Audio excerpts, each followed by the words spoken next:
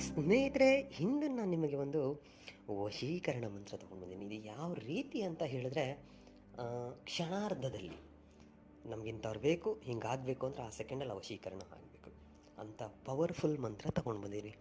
ಅದನ್ನು ಹೇಗೆ ಮಾಡಬೇಕು ತಿಳಿಸ್ಕೊಡ್ತೀನಿ. ಅದಕ್ಕೂ ಮುಂಚೆ ನನ್ನ ಚಾನಲ್ನ ಸಬ್ಸ್ಕ್ರೈಬ್ ಮಾಡಿಲ್ಲ ಅಂದರೆ ಸಬ್ಸ್ಕ್ರೈಬ್ ಮಾಡಿ, ಲೈಕ್ ಮಾಡಿ, ಶೇರ್ ಮಾಡಿ, ಹಾಗೆ ಬೆಲ್ಲೈಕಾನ್ ಬಟನ್ ಪ್ರೆಸ್ ಮಾಡೋದನ್ನ ಮರಿಬೇಡಿ. ಸ್ನೇಹಿತರೆ, ಈ ಕ್ರಿಯೆಯನ್ನು ಮಾಡೋದಕ್ಕೆ ಎಕ್ಕದ ಗಿಡದ ಹೂವು ಬೇಕಾಗುತ್ತೆ. ಅಂದರೆ ಬಿಳಿ ಎಕ್ಕದ ಗಿಡ ಬೇಕು. ಅದರಲ್ಲಿ ಕೆಂಪು ಇದೆ, ಬಿಳಿ ಇದೆ. ಅದರಲ್ಲಿ ಬಿಳಿ ಎಕ್ಕದ ಗಿಡದ ಹೂವು ಒಂದು 5 ಹೂವು ಬೇಕಾಗುತ್ತೆ.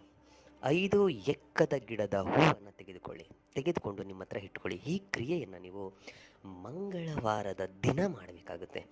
ಮಂಗಳವಾರದ ದಿನ ಸ್ನಾನ ಎಲ್ಲ ಮಾಡಿ ಆ 5 ಎಕ್ಕದ ಗಿಡ ಹೂವನ್ನು ನಿಮ್ಮ ಬಲಗೈಯಲ್ಲಿಟ್ಕೊಂಡು ಉತ್ತರ ದಿಕ್ಕಿಗೆ ಮುಖ ಮಾಡಿ ಕುಳಿತುಕೊಳ್ಳಿ. ದೇವರ ಮನೆಯಲ್ಲಿ ಕುಳಿತುಕೊಳ್ಳಿ, ಇಲ್ಲ ಏಕಾಂತ ಜಾಗದಲ್ಲಿ ಎಲ್ಲಾದರೂ ಕುಳಿತುಕೊಳ್ಳಿ, ಸಾಕು. ಕುಳಿತುಕೊಂಡು ನಾನಿವಾಗ ಏನು ಮಂತ್ರ ಕೊಡ್ತೀನೋ ಆ ಮಂತ್ರವನ್ನು 108 ಸಾರಿ ಪಠನೆ ಮಾಡಿ. 108 ಸಾರಿ ಪಠನೆ ಮಾಡಿ ಮುಗಿಸಿದ ಮೇಲೆ ಆ ಹೂವನ್ನು ತೆಗೆದುಕೊಂಡು ಹೋಗಿ ಗಣೇಶನ ದೇವಸ್ಥಾನಕ್ಕೆ, ಅಂದರೆ ವಿನಾಯಕನ ದೇವಸ್ಥಾನಕ್ಕೆ ಅರ್ಪಿಸ್ಬಿಡಿ. ಆ ದೇವರಿಗೆ ಅವರ ಹೆಸರಲ್ಲಿ ಸಾಕು. ಆಮೇಲೆ ನೋಡಿ, ಅವರು ನಿಮ್ಮ ಪ್ರೀತಿಲಿ ಹುಚ್ಚರಾಗ್ಬಿಡ್ತಾರೆ. ನೀವು ಬೇಡ ಅಂದರೆ ನಿಮ್ಮನ್ನು ಬಿಡಲ್ಲ. ಸಾಯೋ ತನಕ ನಿಮ್ಮ ಹಿಂದೆನೇ ತಿರುಗ್ತಾ ಇರ್ತಾರೆ. ಇದಕ್ಕೆ ಅಷ್ಟು ಪವರ್ಫುಲ್ ಇದೆ. ಅದಕ್ಕೆ ಮಂತ್ರ ಹೀಗಿದೆ: ಓಂ ಓಂ ಫಟ್ ಸ್ವಾಹ ಕಾಪಲಿನಿ ಅಮ್ಮುಖಿ